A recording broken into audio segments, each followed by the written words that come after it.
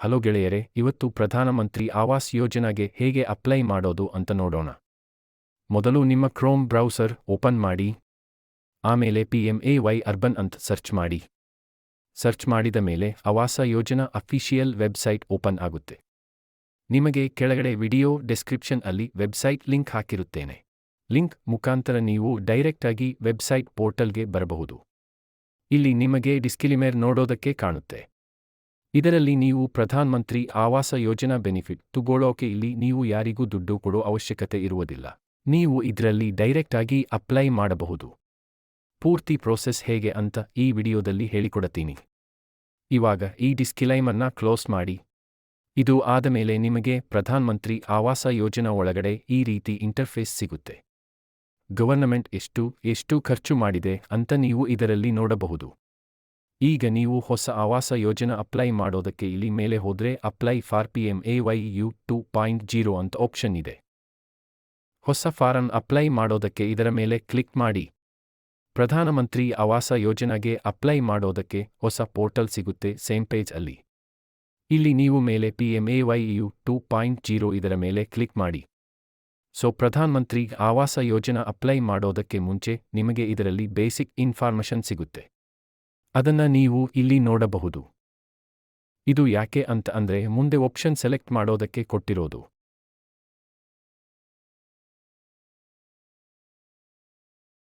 ಇದರಲ್ಲಿ ಮೊದಲೇ ಆಪ್ಷನ್ ಇದೆ ಬೆನಿಫಿಷಿಯರಿ ಲೆಡ್ ಕನ್ಸ್ಟ್ರಕ್ಷನ್ BLC. ಇದರ ಒಳಗಡೆ ನಿಮಗೆ 2.5 ಲಕ್ಷದವರೆಗೆ ತನಕ ನಿಮಗೆ ಅಮೌಂಟ್ ಸಿಗುತ್ತೆ. ವರ್ಷಕ್ಕೆ ಇನ್ಕಮ್ 3 ಲಕ್ಷದವರೆಗೆ ಇರಬೇಕು. ಮತ್ತೆ ನೀವು ಸ್ವಂತ ಜಾಗದಲ್ಲಿ ಮನೆ ಮಾಡೋ ಹಾಗಿದ್ರೆ ನಿಮ್ಮ ಹತ್ತಿರ ನಿಮ್ಮದು ಲ್ಯಾಂಡ್ ಇರಬೇಕು. 45 ಸ್ಕ್ವೇರ್ ಮೀಟರ್ ಜಮೀನು ಇರಬೇಕು ಕನ್ಸ್ಟ್ರಕ್ಟ್ ಮಾಡೋದಕ್ಕೆ. ಈ ಕೆಟಗರಿ ಅಲ್ಲಿ ಬರುವರು ಇದನ್ನ ಉಪಯೋಗ ಮಾಡ್ಕೋಬಹುದು. ನೆಕ್ಸ್ಟ್ ಸೆಕೆಂಡ್ ಆಪ್ಷನ್ ಇದೆ affordable housing in partnership HP. ಇದರಲ್ಲಿ ನಿಮಗೆ ಗವರ್ನಮೆಂಟ್ ಕಡೆಯಿಂದ 2.5 ಲಕ್ಷ ತನಕ ಅಮೌಂಟ್ ಸಿಗುತ್ತೆ. ಇದು ಪಾರ್ಟ್ನರ್ಶಿಪ್ ಮೇಲೆ ವರ್ಷಕ್ಕೆ ಇನ್ಕಮ್ 3 ಲಕ್ಷದವರೆಗೆ ಇರಬೇಕು. ಈ ಕೆಟಗರಿ ಅಲ್ಲಿ ಬರುವರು ಇದನ್ನ ಉಪಯೋಗ ಮಾಡ್ಕೋಬಹುದು. ಮುಂದಿನ ಆಪ್ಷನ್ ಇದೆ ಅಫೋರ್ಡಬಲ್ ರೆಂಟಲ್ ಹೌಸಿಂಗ್ ARH. ಇದು ಯಾರಿಗೆ ಅಂತ ಅಂದ್ರೆ ಯಾರು ನಗರ ಪ್ರದೇಶದಲ್ಲಿ ವಾಸಿಸುತ್ತಾ ಇದ್ದಾರೋ ಆದ್ರೆ ಇವರು ಆರ್ಥಿಕವಾಗಿ ದುರ್ಬಲ ಇರುತ್ತಾರೆ ಮತ್ತೆ ಅವರದೇ ಸ್ವಂತ ಮನೆ ಕಟ್ಟಿಕೊಳ್ಳೋದಕ್ಕೆ ಆಗೋದಿಲ್ಲ ಅಂತವರಿಗೆ.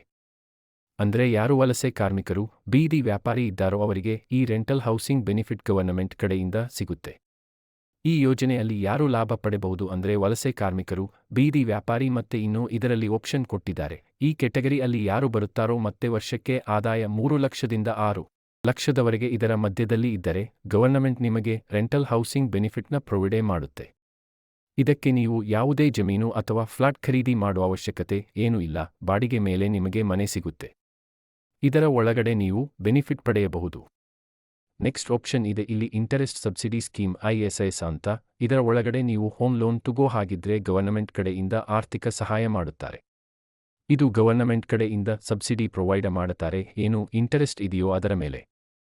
ಇದರ ಒಳಗಡೆ ಯಾರು ಯಾವ ಕೆಟಗರಿ ಅವರು ಈ ಬೆನಿಫಿಟ್ ತಗೋತಾರೆ ಅಂದ್ರೆ EWS ಅವರು ವರ್ಷಕ್ಕೆ ಆದಾಯ 3 ಲಕ್ಷದ ತನಕ ಇರಬೇಕು. ಮತ್ತೆ LIG ಅವರು ವರ್ಷಕ್ಕೆ ಆದಾಯ 6 ಲಕ್ಷದ ತನಕ ಇರಬೇಕು. ಆಮೇಲೆ NIG ಅವರು ವರ್ಷಕ್ಕೆ ಆದಾಯ 9 ಲಕ್ಷದ ತನಕ ಇರಬೇಕು. ನೆಕ್ಸ್ಟ್ ನೀವು ಪೇಜ್ ಕೆಳಗಡೆ ಬಂದ್ರೆ ಏನು ಡಾಕ್ಯುಮೆಂಟ್ಸ್ ಬೇಕಾಗುತ್ತೆ ಅಂತ ಕೊಟ್ಟಿದ್ದಾರೆ. ನಿಮ್ಮದು ಆಧಾರ್ ಕಾರ್ಡ್ ಬೇಕಾಗುತ್ತೆ. ಇದರ ಜೊತೆ ಫ್ಯಾಮಿಲಿ ಮೆಂಬರ್ಸ್ದು ಆಧಾರ್ ಕಾರ್ಡ್ ಬೇಕಾಗುತ್ತೆ. ಮತ್ತೆ ಬ್ಯಾಂಕ್ ಅಕೌಂಟ್ ಬೇಕಾಗುತ್ತೆ. ಇನ್ಕಮ್ ಪ್ರೂಫ್ ಮತ್ತೆ ಕಾಸ್ಟ್ ಸರ್ಟಿಫಿಕೇಟ್ ಬೇಕಾಗುತ್ತೆ. ಲ್ಯಾಂಡ್ ಡಾಕ್ಯುಮೆಂಟ್ ಬೇಕಾಗುತ್ತೆ. ನೀವು BLC ಮೇಲೆ ಅಪ್ಲೈ ಮಾಡೋ ಹಾಗಿದ್ರೆ ಅಪ್ಲೈ ಮಾಡೋದಕ್ಕೆ ಕೆಳಗಡೆ ಪ್ರೊಸೀಡ್ ಮೇಲೆ ಕ್ಲಿಕ್ ಮಾಡಿ. ನೆಕ್ಸ್ಟ್ ಫಸ್ಟ್ ಇಲ್ಲಿ ನೀವು ಆನ್ಯುವಲ್ ಇನ್ಕಮ್ ಫಿಲ್ ಮಾಡಬೇಕು. ಇದು ಆದ ಮೇಲೆ ನೀವು ಯಾವ ಸ್ಕೀಮ್ ಅಲ್ಲಿ ಬೆನಿಫಿಟ್ ತಗೋತಾ ಇದ್ದೀರೋ ಆ ಆಪ್ಷನ್ನ ಇಲ್ಲಿ ಸೆಲೆಕ್ಟ್ ಮಾಡಿ. ನಿಮ್ಮ ಸ್ವಂತ ಜಮೀನಿನಲ್ಲಿ ಮನೆ ಮಾಡೋ ಹಾಗಿದ್ರೆ BLC ಆಪ್ಷನ್ ಸೆಲೆಕ್ಟ್ ಮಾಡಿ. ನೆಕ್ಸ್ಟ್ ಇದು ಆದ ಮೇಲೆ ಕೇಳ್ತಾ ಇರೋದು ನೀವು ಭಾರತದಲ್ಲಿ ಎಲ್ಲಿಯಾದರೂ ಪಕ್ಕಾ ಮನೆ ಹೊಂದಿದ್ದೀರಾ ಅಂತ. ಇದ್ದರೆ ಎಸ್ ಅಂತ ಕ್ಲಿಕ್ ಮಾಡಿ. ಇಲ್ಲ ಅಂದ್ರೆ ನೋ ಅಂತ ಕ್ಲಿಕ್ ಮಾಡಿ. ಇದರ ಜೊತೆ ನೆಕ್ಸ್ಟ್ ಕೇಳ್ತಾ ಇರೋದು ಇದಕ್ಕಿಂತ ಮುಂಚೆ ಕಳೆದ 20 ವರ್ಷಗಳಲ್ಲಿ ಕೇಂದ್ರ ಅಥವಾ ರಾಜ್ಯ ಸರ್ಕಾರದ ಯಾವುದೇ ವಸತಿ ಯೋಜನೆಯಡಿ ನೀವು ಪ್ರಯೋಜನ ಪಡೆದಿದ್ದೀರಾ ಅಂತ. ತಗೊಂಡಿದ್ದರೆ ಎಸ್ ಅಂತ ಕ್ಲಿಕ್ ಮಾಡಿ. ಇಲ್ಲ ಅಂದ್ರೆ ನೋ ಅಂತ ಕ್ಲಿಕ್ ಮಾಡಿ. ಇದೆಲ್ಲ ಆದಮೇಲೆ ಎಲಿಜಿಬಿಲಿಟಿ ಚೆಕ್ ಆಪ್ಷನ್ ಮೇಲೆ ಕ್ಲಿಕ್ ಮಾಡಿ. ನೀವು ಎಲಿಜಿಬಲ್ ಇದ್ದರೆ ಈ ರೀತಿ ಇಂಟರ್ಫೇಸ್ ಬರುತ್ತೆ. ಮೊದಲು ನಿಮ್ಮ ಆಧಾರ್ ಕಾರ್ಡ್ ನಂಬರ್ ಎಂಟರ್ ಮಾಡಿ. ಆಮೇಲೆ ನಿಮ್ಮ ಹೆಸರು ಆಧಾರ್ ಅಲ್ಲಿ ಹೇಗಿರುತ್ತೋ ಹಾಗೆ ಫಿಲ್ ಮಾಡಿ. ನೆಕ್ಸ್ಟ್ ಪೇಜ್ ಕೆಳಗಡೆ ಬಂದು ಆಧಾರ್ ವೆರಿಫಿಕೇಷನ್ಗೆ ಐಕಾನ್ನ ಕ್ಲಿಕ್ ಮಾಡಿ. ಆದಮೇಲೆ ಜನರೇಟ್ OTP ಮೇಲೆ ಕ್ಲಿಕ್ ಮಾಡಿ. ಆಮೇಲೆ ನಿಮ್ಮ ಮೊಬೈಲ್ಗೆ ವೆರಿಫಿಕೇಷನ್ OTP ಬರುತ್ತೆ. ಅದನ್ನ ಎಂಟರ್ ಮಾಡಿ. ಒನ್ಸ್ ನಿಮ್ಮದು ಆಧಾರ್ ವೆರಿಫಿಕೇಷನ್ ಆದಮೇಲೆ ಈ ರೀತಿ ಇಂಟರ್ಫೇಸ್ ಬರುತ್ತೆ. ಇದು ಆದಮೇಲೆ ನೆಕ್ಸ್ಟ್ ನಿಮ್ಮ ಪ್ಯಾನ್ ನಂಬರ್ ಎಂಟರ್ ಮಾಡಿ. ನೆಕ್ಸ್ಟ್ ನಿಮ್ಮ ಡೇಟ್ ಆಫ್ ಬರ್ತ್ ಎಂಟರ್ ಮಾಡಿ. ಆಮೇಲೆ ಜೆಂಡರ್ ಸೆಲೆಕ್ಟ್ ಮಾಡಿ. ಆಮೇಲೆ ನಿಮ್ಮ ಮದುವೆ ಆಗಿದ್ರೆ ಮ್ಯಾರಿಡ್ ಅಂತ, ಆಗಿಲ್ಲ ಅಂದ್ರೆ ಅನ್ಮ್ಯಾರಿಡ್ ಅಂತ ಸೆಲೆಕ್ಟ್ ಮಾಡಿ. ನೆಕ್ಸ್ಟ್ ನಿಮ್ಮ ತಂದೆಯ ಹೆಸರು ಆಧಾರ್ ಅಲ್ಲಿ ಇರುವ ಹಾಗೆ ಎಂಟರ್ ಮಾಡಿ. ಆಮೇಲೆ ನಿಮ್ಮ ತಂದೆಯ ಆಧಾರ್ ನಂಬರ್ ಎಂಟರ್ ಮಾಡಿ. ಆಧಾರ್ ಅಲ್ಲಿ ಹೇಗಿದೆಯೋ ಹಾಗೆ. ಆಮೇಲೆ ನಿಮ್ಮ ತಾಯಿಯ ಹೆಸರನ್ನು ಎಂಟರ್ ಮಾಡಿ. ಆಮೇಲೆ ನಿಮ್ಮ ತಾಯಿಯ ಆಧಾರ್ ನಂಬರ್ ಎಂಟರ್ ಮಾಡಿ. ಇದು ಆದಮೇಲೆ ನಿಮ್ಮದು ಏನು ಇವಾಗ ಎಂಪ್ಲಾಯ್ಮೆಂಟ್ ಸ್ಟೇಟಸ್ ಇದೆಯೋ ಸೆಲೆಕ್ಟ್ ಮಾಡಿ. Self employed, salaried, regular wage, labour, not employed ಇದರಲ್ಲಿ ನಿಮ್ಮದು ಏನು ಸ್ಟೇಟಸ್ ಇದೆ ಅದನ್ನ ಸೆಲೆಕ್ಟ್ ಮಾಡಿ. ಆಮೇಲೆ ನಿಮ್ಮದು ಏನು ಉದ್ಯೋಗ ಇದೆ ಅಂತ ಕೇಳಿದ್ದಾರೆ. ಅದು ಆಪ್ಷನ್ ಇಲ್ಲಿ ಕೊಟ್ಟಿದ್ದಾರೆ. ನಿಮ್ಮದು ಏನು ಉದ್ಯೋಗ ಇದೆ ನೋಡಿ ಸೆಲೆಕ್ಟ್ ಮಾಡಿ. ಆಮೇಲೆ ನಿಮ್ಮದು ಹೌಸ್ ಹೋಲ್ಡ್ ಕೆಟಗರಿ ಯಾವುದರಲ್ಲಿ ಬರುತ್ತೆ ಅದನ್ನ ನೋಡಿಕೊಂಡು ಸೆಲೆಕ್ಟ್ ಮಾಡಿ. ನಿಮ್ಮದು EWS ಯೋಜನೆಗೆ ಇದ್ದರೆ ನಿಮ್ಮ ಇನ್ಕಮ್ 3 ಲಕ್ಷದ ಒಳಗಡೆ ಇರಬೇಕು. ಆಮೇಲೆ ನೀವು ಭಾರತದಲ್ಲಿ ಎಲ್ಲಿಯಾದರೂ ಕುಟುಂಬವು ಪಕ್ಕಾ ಮನೆಯನ್ನು ಹೊಂದಿದೆಯೇ ಅಂತ ಕೇಳಿದ್ದಾರೆ. ಇಲ್ಲಿ ನೀವು ಇಲ್ಲ ಅಂದ್ರೆ ನೋ ಅಂತ ಸೆಲೆಕ್ಟ್ ಮಾಡಿ. ನಿಮ್ಮದು ಹೌಸ್ ಹೋಲ್ಡ್ ಇನ್ಕಮ್ ಎಂಟರ್ ಮಾಡಿ. ಆಮೇಲೆ ಇಲ್ಲಿ ಇನ್ಕಮ್ ಸರ್ಟಿಫಿಕೇಟ್ ಅಪ್ಲೋಡ್ ಮಾಡೋದಕ್ಕೆ ಹೇಳಿದ್ದಾರೆ. ಅದನ್ನ ಅಪ್ಲೋಡ್ ಮಾಡಿ. ಇಲ್ಲಿ ತನಕ ಯಾರೋ ಇನ್ಕಮ್ ಸರ್ಟಿಫಿಕೇಟ್ ಮಾಡಿಸಿಲ್ಲ ಅಂದ್ರೆ ಮಾಡಿಸಿ, ಅಪ್ಲೋಡ್ ಮಾಡಿ. ನೀವು ಇಲ್ಲಿ ಇನ್ಕಮ್ ಪ್ರೂಫ್ ತೋರಿಸಲೇಬೇಕು. ಆಮೇಲೆ ರಿಲಿಜನ್ ಸೆಕ್ಷನ್ ಕೊಟ್ಟಿದ್ದಾರೆ. ನಿಮ್ಮದು ಯಾವ ರಿಲಿಜನ್ ಇದೆ ಅದನ್ನ ಇಲ್ಲಿ ಸೆಲೆಕ್ಟ್ ಮಾಡಬೇಕು. ನೀವು PM ಸ್ವಾನಿಧಿ, ಕಟ್ಟಡ ಮತ್ತು ನಿರ್ಮಾಣ ಕಾರ್ಮಿಕರು, ಅಂಗನವಾಡಿ ಕಾರ್ಯಕರ್ತೆ, ವಿಶ್ವಕರ್ಮ ಅಡಿಯಲ್ಲಿ ಕುಶಲಕರ್ಮಿಗಳು, ಸಫಾಯಿ, ಸ್ಲಮ್ ಅಥವಾ ಚಾಲ್ ನಿವಾಸಿಗಳ ಫಲಾನುಭವಿಗಳಿಗೆ ಸೇರಿದ್ದೀರಾ? ಇದರಲ್ಲಿ ನೀವು ಬೆನಿಫಿಟ್ ಟು ಗೋತಾ ಇದ್ದರೆ ಎಸ್ ಅಂತ ಕ್ಲಿಕ್ ಮಾಡಿ. ಇಲ್ಲ ಅಂದ್ರೆ ನೋ ಅಂತ ಕ್ಲಿಕ್ ಮಾಡಿ. ಆಮೇಲೆ ಇಲ್ಲಿ ನೆಕ್ಸ್ಟ್ ಕೆಳಗಡೆ ಬಂದ್ರೆ ಅಡ್ರೆಸ್ ಆಡ್ ಮಾಡೋದಕ್ಕೆ ಕೇಳಿದ್ದಾರೆ. ಇಲ್ಲಿ ನಿಮಗೆ 2 ಸೆಕ್ಷನ್ ಕೊಟ್ಟಿದ್ದಾರೆ. ಮೊದಲನೇ ಸೆಕ್ಷನ್ ಅಲ್ಲಿ ನಿಮ್ಮ ಪ್ರೆಸೆಂಟ್ ಅಡ್ರೆಸ್ ಏನು ಇದೆ ಅದನ್ನ ಫಿಲ್ ಮಾಡಬೇಕು. ಎರಡನೇ ಸೆಕ್ಷನ್ನಲ್ಲಿ ನಿಮ್ಮ ಖಾಯಂ ವಿಳಾಸ ಅಂದ್ರೆ ನೀವು ಮುಂಚೆಯಿಂದ ಎಲ್ಲಿ ಇದ್ದೀರೋ ಅಥವಾ ಫ್ಯೂಚರ್ ಅಲ್ಲಿ ಎಲ್ಲಿ ಇರಬೇಕು ಅಂತ ಇದ್ದೀರೋ ಅದು ನಿಮ್ದು ಸ್ವಂತ ಅಡ್ರೆಸ್ ಆಗಿರುತ್ತೆ. ಆ ಅಡ್ರೆಸ್ನ ಇಲ್ಲಿ ಫಿಲ್ ಮಾಡಬೇಕು.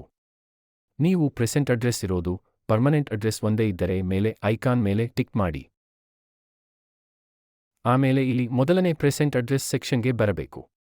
ಇದು ನೀವು ಏನು ಕನ್ಸ್ಟ್ರಕ್ಷನ್ ಆಗುತ್ತಾ ಇರುತ್ತೋ ಅದರ ಅಡ್ರೆಸ್ ಏನು ಕೊಡಬೇಕಾಗಿಲ್ಲ. ನಿಮ್ಮದು ಪ್ರೆಸೆಂಟ್ ಅಡ್ರೆಸ್, ಇವಾಗ ನೀವು ಎಲ್ಲಿ ಇದ್ದೀರೋ ಅದರ ಡೀಟೇಲ್ಸ್ ಏನು ಇದೆಯೋ ಅದನ್ನ ಇಲ್ಲಿ ಎಂಟರ್ ಮಾಡಬೇಕು. ಮೊದಲು ನಿಮ್ಮದು ಹೌಸ್ ನಂಬರ್ ಎಂಟರ್ ಮಾಡಿ. ಆಮೇಲೆ ನೆಕ್ಸ್ಟ್ ಸ್ಟೇಟ್ನ ಸೆಲೆಕ್ಟ್ ಮಾಡಿ. ಆಮೇಲೆ ಸಿಟಿ ಎಂಟರ್ ಮಾಡಿ. ನೆಕ್ಸ್ಟ್ ಪಿನ್ಕೋಡ್ ಮತ್ತೆ ಮೊಬೈಲ್ ನಂಬರ್ ಎಂಟರ್ ಮಾಡಿ. ಆಮೇಲೆ ನಿಮ್ಮ ಇಮೇಲ್ ID ಎಂಟರ್ ಮಾಡಿ. ಇದು ಆದಮೇಲೆ ಇದೆ ಅಡ್ರೆಸ್ ಕಾಪಿ ಮಾಡೋ ಹಾಗಿದ್ರೆ ಇಲ್ಲಿ same ಯಾಜ್ present address icon click ಮಾಡಿ. ನಿಮಗೆ ಮತ್ತೆ ಅಡ್ರೆಸ್ ಎಂಟರ್ ಮಾಡೋ ಅವಶ್ಯಕತೆ ಇರುವುದಿಲ್ಲ. ಆಮೇಲೆ ಇಲ್ಲಿ ಕೆಳಗಡೆ ಬಂದರೆ ನೋಡುತ್ತಾ ಇದ್ದೀರಾ ಮತ್ತೆ ಅಡ್ರೆಸ್ ಎಂಟರ್ ಮಾಡೋದಕ್ಕೆ ಕೇಳಿದ್ದಾರೆ. ಇದು ಏನಿದೆ ಅಡ್ರೆಸ್ ನಿಮ್ಮದು ಎಲ್ಲಿ ಮನೆ ಕನ್ಸ್ಟ್ರಕ್ಷನ್ ಆಗುತ್ತಾ ಇರುತ್ತೆ ಅದರ ಅಡ್ರೆಸ್ ಇಲ್ಲಿ ಕೊಡಬೇಕು. ಮತ್ತೆ ನಿಮ್ಮದು ಏನಾದ್ರೂ ಜಮೀನ್ ಇದ್ದರೆ ಮನೆ ಇಲ್ಲ ಅಂದ್ರೆ ಇದು ಅಡ್ರೆಸ್ ಫಿಲ್ ಮಾಡಿ. ಇಲ್ಲ ನಿಮ್ಮದು ಮುಂಚೆಯಿಂದ ಕಚ್ಚಾ ಮನೆ ಇದ್ದರೆ ಮೇಲೆ ಏನು ಅಡ್ರೆಸ್ ಕೊಟ್ಟಿದ್ದೀರೋ ಇಲ್ಲಿ ಸೇಮ್ ಯಾಸ್ ಪ್ರೆಸೆಂಟ್ ಅಡ್ರೆಸ್ ಮತ್ತೆ same as permanent address icon ಮೇಲೆ ಕ್ಲಿಕ್ ಮಾಡಿ. ಇದು ಆಟೋಮ್ಯಾಟಿಕ್ ಆಗಿ ಕಾಪಿ ಆಗುತ್ತೆ. ಮತ್ತೆ ನೀವು ಅಡ್ರೆಸ್ ಎಂಟರ್ ಮಾಡೋ ಅವಶ್ಯಕತೆ ಇರುವುದಿಲ್ಲ. ಇದು ಆದಮೇಲೆ ಇಲ್ಲಿ ಲ್ಯಾಂಡ್ ಡಾಕ್ಯುಮೆಂಟ್ ಅಪ್ಲೋಡ್ ಮಾಡಬೇಕು ಅಂತ ಇದೆ.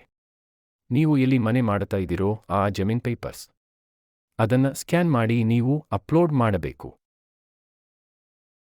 ಆಮೇಲೆ ಇಲ್ಲಿ ಪೇಜ್ ಕೆಳಗಡೆ ಬರಬೇಕು. ನೀವು ಎಲ್ಲಿ ಮನೆ ಮಾಡುತ್ತಾ ಇದ್ದೀರೋ ಆ ಸಿಟಿನಲ್ಲಿ ನೀವು ಎಷ್ಟು ವರ್ಷದಿಂದ ಇದ್ದೀರಾ ಅಂತ ಕೇಳಿದ್ದಾರೆ. 1 ವರ್ಷ, 2 ವರ್ಷ, 10 ವರ್ಷದ ಮೇಲೆ ಇದ್ದರೆ ಎಷ್ಟು ವರ್ಷದಿಂದ ಇದ್ದೀರೋ ಅದನ್ನ ಇಲ್ಲಿ ಸೆಲೆಕ್ಟ್ ಮಾಡಿ. ಆಮೇಲೆ ಇಲ್ಲಿ ಇವಾಗ ಪ್ರೆಸೆಂಟ್ ಯಾವ ಮನೆಯಲ್ಲಿ ಇದ್ದೀರೋ ಅದರ ಓನರ್ಶಿಪ್ ಬಗ್ಗೆ ಕೇಳಿದ್ದಾರೆ. ನಿಮ್ಮದು ಓನ್ ಇದ್ದರೆ ಓನ್ ಅಂತ ಸೆಲೆಕ್ಟ್ ಮಾಡಿ. ಅಥವಾ ರೆಂಟ್ಗೆ ಇದ್ದರೆ ರೆಂಟ್ ಅಂತ ಸೆಲೆಕ್ಟ್ ಮಾಡಿ. ಇದು ಆದಮೇಲೆ ಇಲ್ಲಿ ನಿಮ್ಮ ಫ್ಯಾಮಿಲಿ ಮೆಂಬರ್ಸ್ ಡೀಟೇಲ್ಸ್ ಎಂಟರ್ ಮಾಡೋದಕ್ಕೆ ಹೇಳಿದ್ದಾರೆ. 1 by 1 ಎಷ್ಟು ಮೆಂಬರ್ಸ್ ಇದಿರೋ ಅವರ ಡೀಟೇಲ್ಸ್ ಫಿಲ್ ಮಾಡಬೇಕು. ನೇಮ್ ಎಂಟರ್ ಮಾಡಬೇಕು. ಆಮೇಲೆ ಡೇಟ್ ಆಫ್ ಬರ್ತ್ ಮತ್ತೆ ರಿಲೇಷನ್ ಏನು ಇದೆಯೋ ಸೆಲೆಕ್ಟ್ ಮಾಡಿ. ಆಮೇಲೆ ಜೆಂಡರ್ ಮತ್ತೆ ಆಧಾರ್ ನಂಬರ್ ಎಂಟರ್ ಮಾಡಿ. ನೆಕ್ಸ್ಟ್ ಇಲ್ಲಿ ಒಕ್ಯುಪೇಷನ್ ಸೆಕ್ಷನ್ಗೆ ಬರುತ್ತೀರಾ. ಇಲ್ಲಿ ನಿಮಗೆ ಆಪ್ಷನ್ ಕೊಟ್ಟಿದ್ದಾರೆ ನೋಡಿ, ಸೆಲೆಕ್ಟ್ ಮಾಡಿ. ಆಮೇಲೆ ನಿಮಗೆ ಇಲ್ಲಿ ಮೆಂಬರ್ ಆಡ್ ಮಾಡೋದಕ್ಕೆ ಆಪ್ಷನ್ ಇದೆ, ಆಡ್ ಮಾಡಿ. ಆಮೇಲೆ ಕೆಳಗಡೆ ಸೆಕ್ಷನ್ ಅಲ್ಲಿ ನಿಮ್ಮದು ಏನು ಬ್ಯಾಂಕ್ ಡೀಟೇಲ್ಸ್ ಇದೆಯೋ ಅದನ್ನ ಫಿಲ್ ಮಾಡಬೇಕು. ಮೊದಲು ನಿಮ್ಮದು ಬ್ಯಾಂಕ್ ಪಾಸ್ಬುಕ್ ಅಲ್ಲಿ ಇರೋ ಅಕೌಂಟ್ ನಂಬರ್ ಎಂಟರ್ ಮಾಡಬೇಕು. ಆಮೇಲೆ ಕನ್ಫಿರೆನ್ಸ್ ಸೆಕ್ಷನ್ ಅಲ್ಲಿ ಅಕೌಂಟ್ ನಂಬರ್ ರಿಪೀಟ್ ಎಂಟರ್ ಮಾಡಿ. ಆಮೇಲೆ ಇಲ್ಲಿ ನಿಮ್ಮ IFSC ಕೋಡ್ ಎಂಟರ್ ಮಾಡಬೇಕು. ಪಾಸ್ಬುಕ್ ಅಲ್ಲಿ ಇರೋ IFSC ಕೋಡ್ನ ನೋಡಿ ಎಂಟರ್ ಮಾಡಿ. ಇಲ್ಲಿ ಮತ್ತೆ ಪೇಜ್ ಕೆಳಗಡೆ ಬನ್ನಿ. ಇಲ್ಲಿ ನಿಮಗೆ ಸ್ಕೀಮ್ಸ್ ಕಾಣಿಸುತ್ತೆ.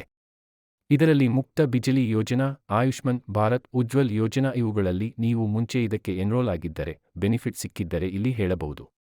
ಬೆನಿಫಿಟ್ ಸಿಕ್ಕಿದ್ದರೆ ಎಸ್ ಅಂತ ಕ್ಲಿಕ್ ಮಾಡಿ. ಇಲ್ಲ ಅಂದ್ರೆ ನೋ ಅಂತ ಕ್ಲಿಕ್ ಮಾಡಿ. ಇಲ್ಲ ಆದಮೇಲೆ ಐ ಹಿಯರ್ ಬೈ ಡಿಕ್ಲೇರ್ ಮೇಲೆ ಕ್ಲಿಕ್ ಮಾಡಬೇಕು. ನೆಕ್ಸ್ಟ್ ಸೇವ್ ಬಟನ್ ಕ್ಲಿಕ್ ಮಾಡಿ. ಒನ್ಸ್ ನೀವು ಸೇವ್ ಮಾಡಿದ್ಮೇಲೆ ನಿಮ್ಮ ಅಪ್ಲಿಕೇಶನ್ ರಿಜಿಸ್ಟರ್ ಕಂಪ್ಲೀಟ್ ಆಗಿರುತ್ತೆ. ಅಪ್ಲಿಕೇಶನ್ ಟ್ರ್ಯಾಕ್ ಮಾಡೋದಕ್ಕೆ ಆಪ್ಷನ್ ಸಿಗುತ್ತೆ ಪೋರ್ಟಲ್ ಅಲ್ಲಿ. ನೀವು ನಿಮ್ಮ ಅಪ್ಲಿಕೇಶನ್ನ ಟ್ರ್ಯಾಕ್ ಮಾಡಬಹುದು.